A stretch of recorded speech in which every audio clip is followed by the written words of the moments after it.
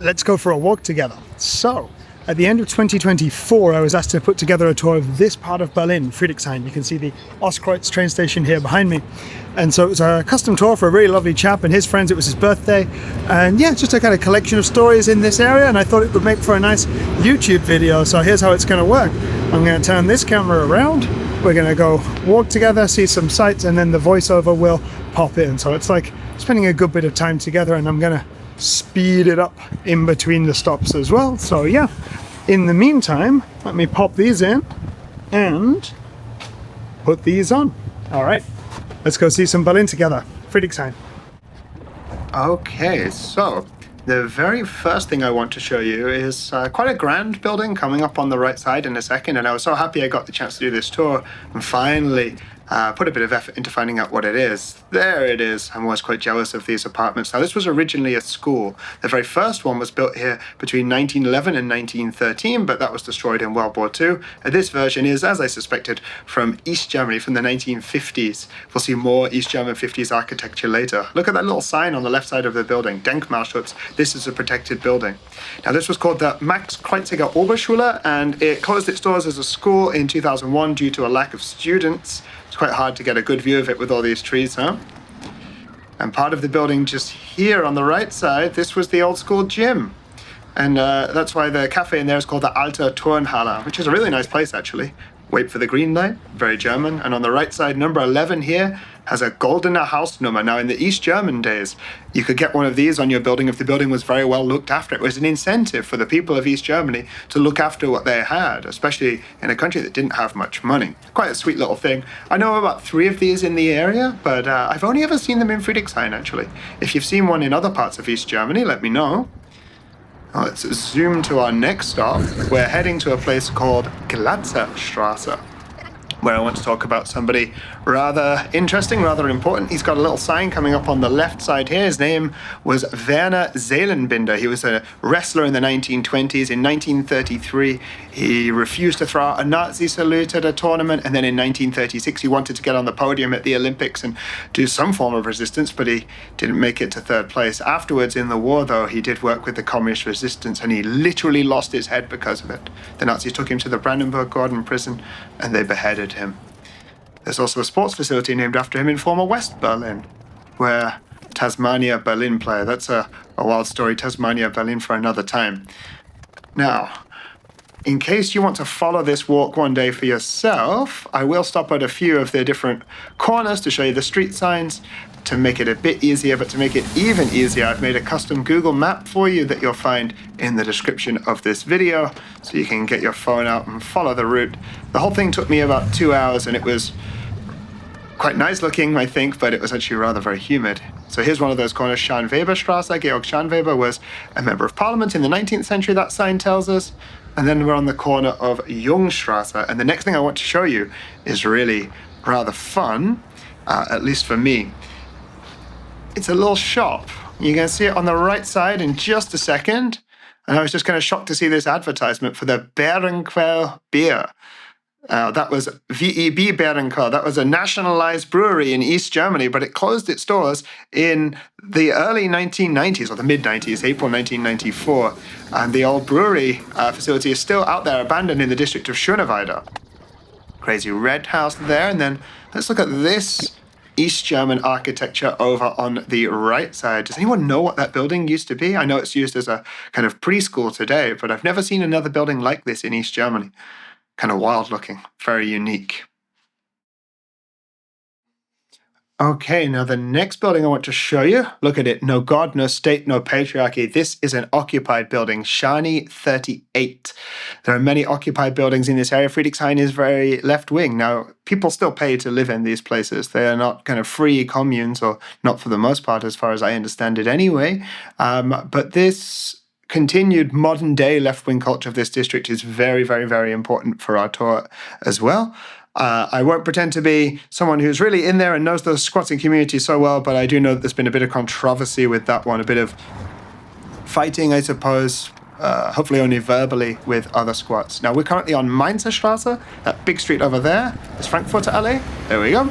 And we're going to go under it through the Samariterkirche U-Bahn. Look at that And down at the bottom of this station here, there is a plaque for a man named Silvio Meier, someone who was big in the squatting community, the left-wing community in the early 90s, and he was attacked in this station. He was stabbed by neo-Nazis on the 21st of November, 1992.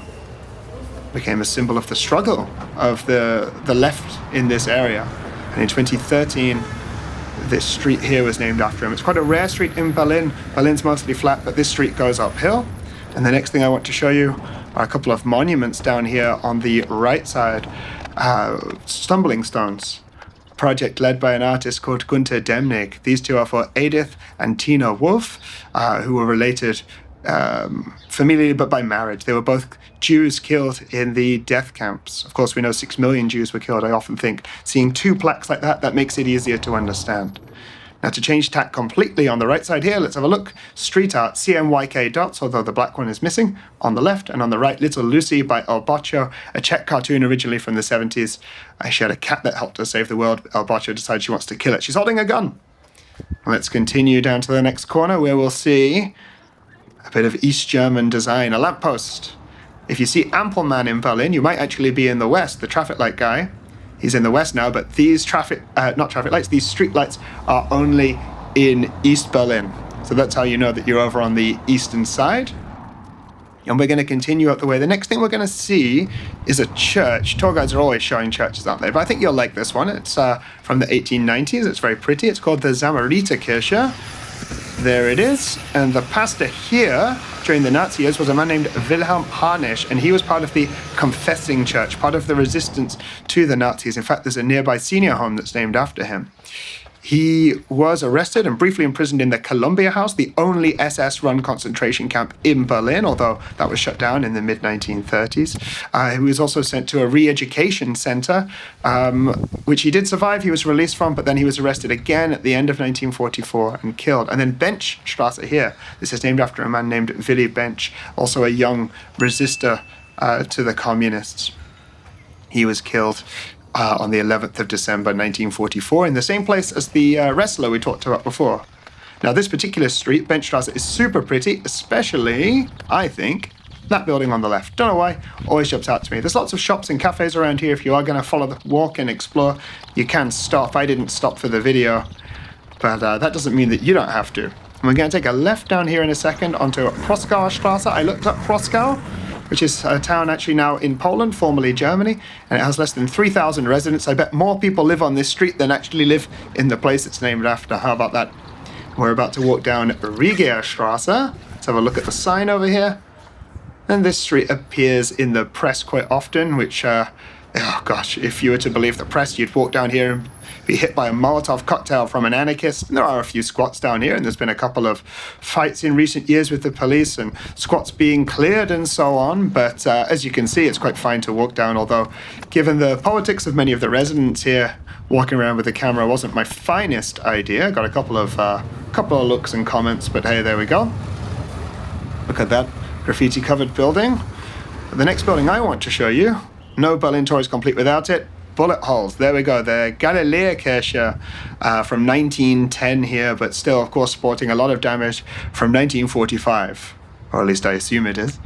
Mostly at street level, so of course that's where you'd find shrapnel and all sorts. And in the Battle of Berlin, this street fighting. Let's get a wider look at the building there. Look at that. Very pretty place, and inside it is actually a museum as well. And that is the Jugendwiderstandsmuseum, or the Youth Resistance Museum, which focuses on young people who resisted the Nazis. Here's the sign for the museum just here. Next up, I'm going to show you something I think is a little cool but a little strange. Just a tiny thing. And you'll find it right up at the next square here, Bersarinplatz. We'll talk about Nikolai Bersarin in a second, because first we have to admire the great big spectacles of the spectacle shop. What a spectacle it is. Überblick is also a great name if you speak German. It's a little bit of a pun. Overview, but also superior vision. Well done them. This light takes ages. Here comes a tram. Whoom. There we go.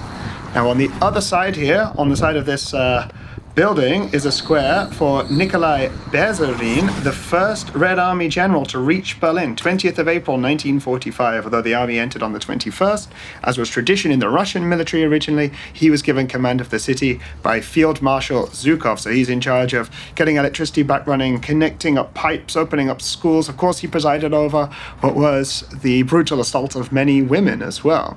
He then died in a motorcycle accident about 2 months after the war finished, 16th of June, 1945.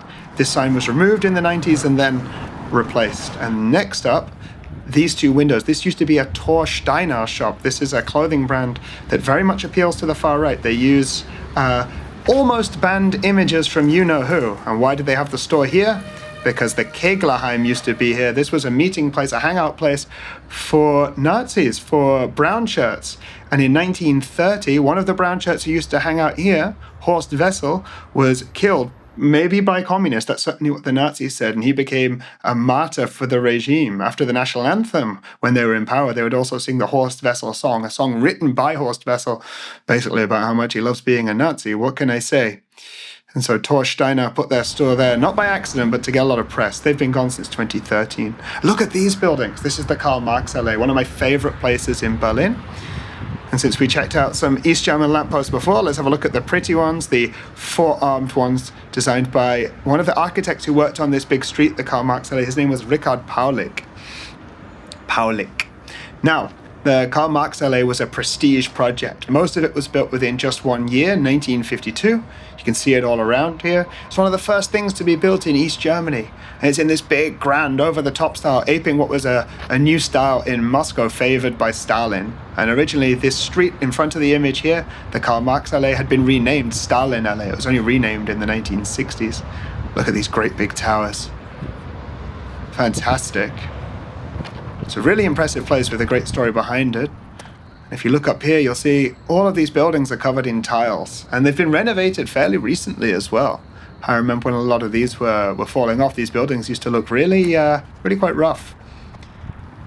Now these buildings, though, were not the original East German plan for this area. Back in 1949, they started building these over here. There's a few of these in this area. They're far less impressive, of course, but perhaps a lot cheaper and a lot more practical.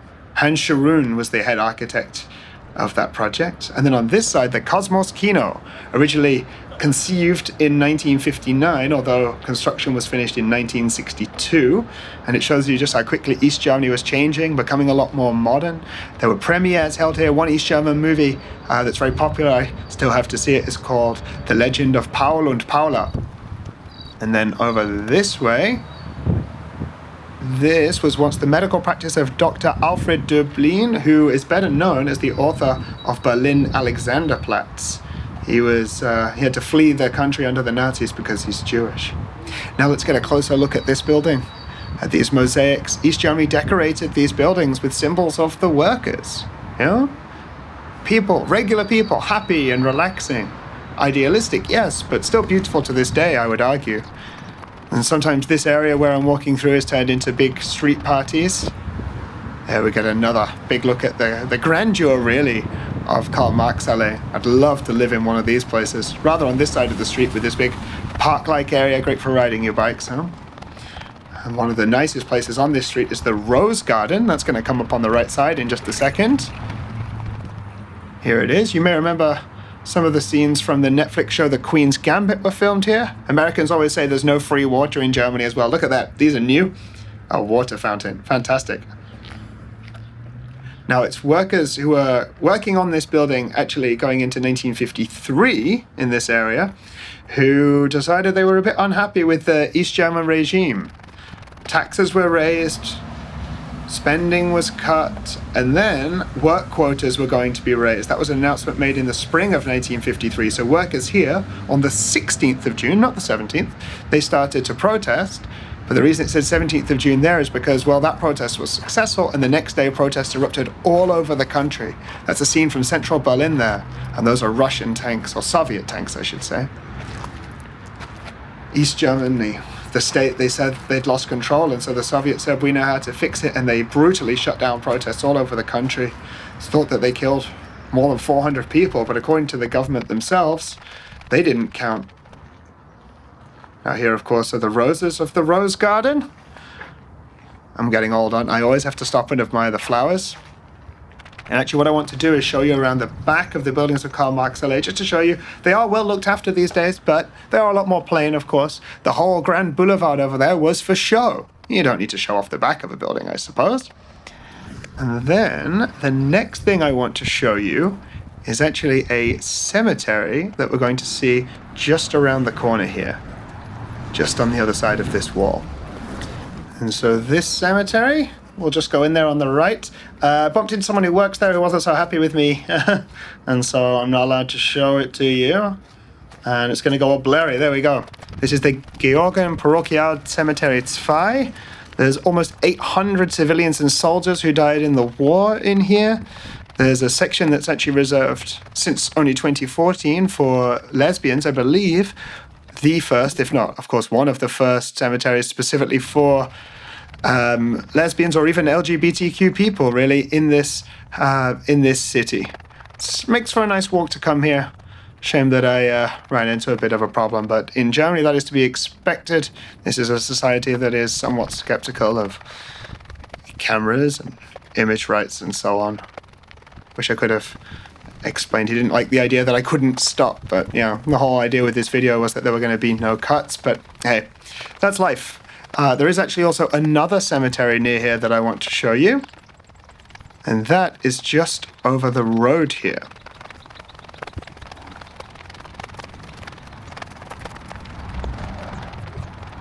Always a bit of a shock re-entering the real world, huh? There's a big hospital on the other side of the road there. Let's cross over and walk along the side of it.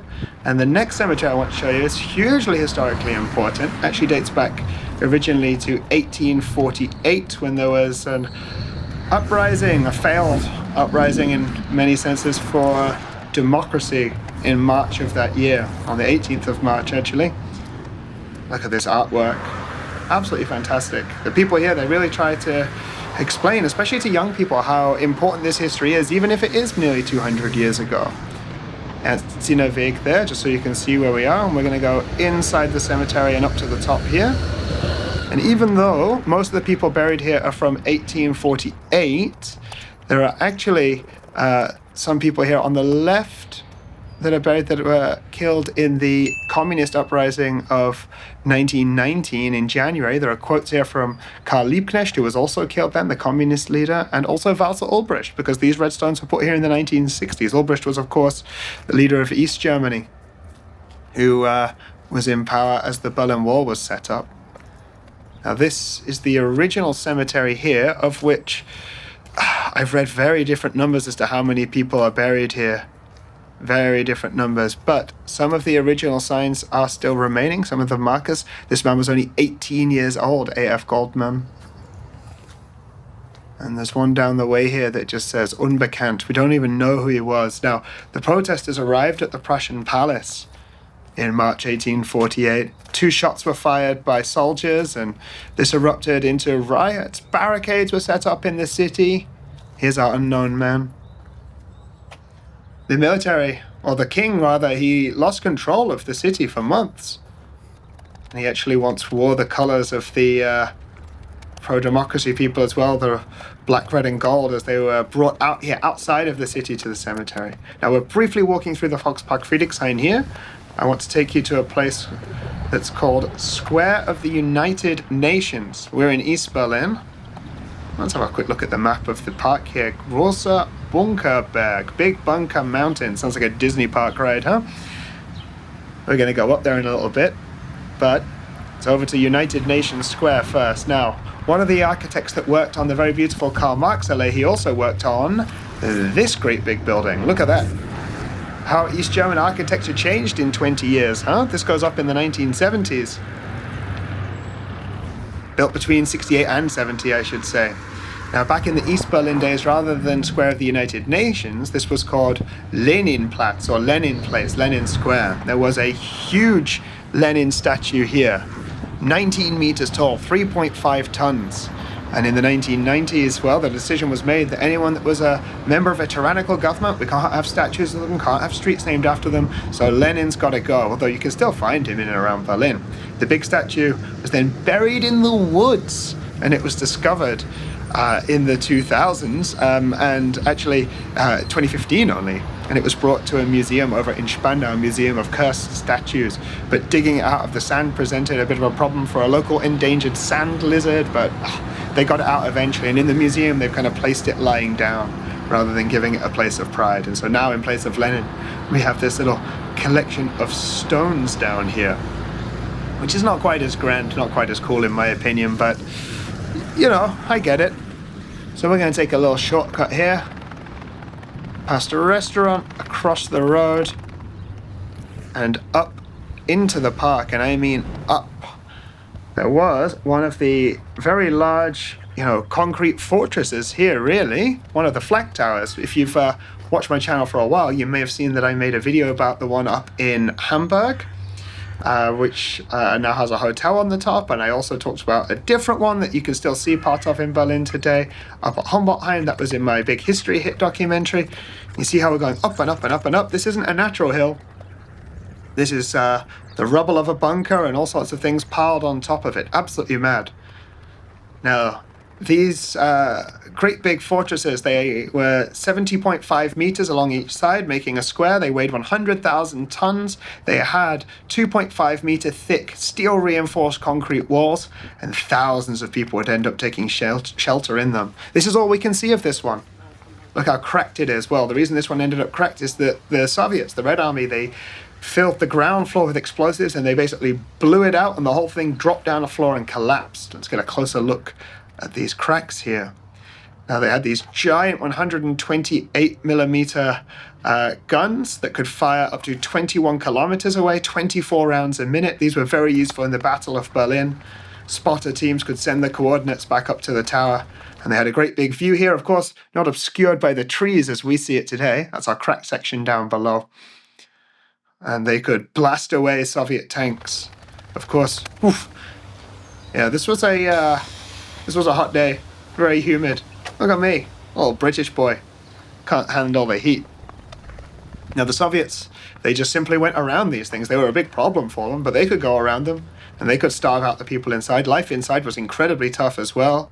They were crammed full. People struggled for oxygen in there, quite literally. And some women, hearing what Soviet soldiers were doing, decided to jump from the stairs and take their own lives instead. Very, very, very dark stuff. Now look at this. Oh, I didn't realize that there would be a blocked path here, but I don't really care. I just find a different way. What you can't see is that in my left hand I'm holding my phone and looking at Google Maps, and I'm going to spy on the culprits here. Look at them, the workmen down there. That's why I can't walk down that path. Not a big problem, eh? So we're going to continue through the park. This park is called Volkspark Friedrichshain. The literal meaning of Friedrichshain is Frederick's Grove, by the way, although it is, I believe, the most crowded of the central districts of Berlin. Those are the districts inside of the Ringbahn line. And actually, when we leave the park in a second and cross this big, loud road, we do actually exit Friedrichshain. So my Friedrichshain tour does technically finish in the district of Prenzlauer Berg. There we go. We've just crossed borders. This was also an East Berlin district, and is known these days for being quite well-to-do, actually, quite fancy. Although in the 90s, in the 80s, it's where a lot of the clubs were. In the 90s, and in the 80s, where a lot of the anarchists and so hung out. And I want to take you down Käthe Niederkirchner Straße to tell you one of my favorite stories, because in this street in 1916, a young Polish man named Julius Fromm in this building was messing around in a workshop here with a rubber solution. He dipped a test tube into it, pulled it out, and he had this very thin, stretchy rubber that, well, was in the shape of something quite familiar. He could wrap it around his little John Thomas, and he created the modern condom. Fromm became very, very rich. Fromm or Fromse was like the word for a condom in Germany in the 1920s, in this period where, society relaxed, where it was a bit more free and easy. I mean, this guy got very, very rich, but he was Jewish, and the far right said that this Jewish invention was designed to limit the prosperity of the Aryan German race.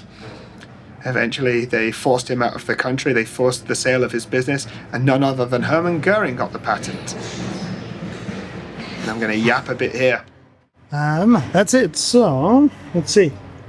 2 hours, 8.64 kilometers. I count 5 very fun and friendly interactions with the locals, and only 2 construction sites in the way. Cool. So, yeah. This channel is still relatively new. First long format video was posted at the end of February 2025, and I'm just seeing what works, and maybe this works, maybe this was a nice format, all the speed ramping or cuts, hopefully not, in between.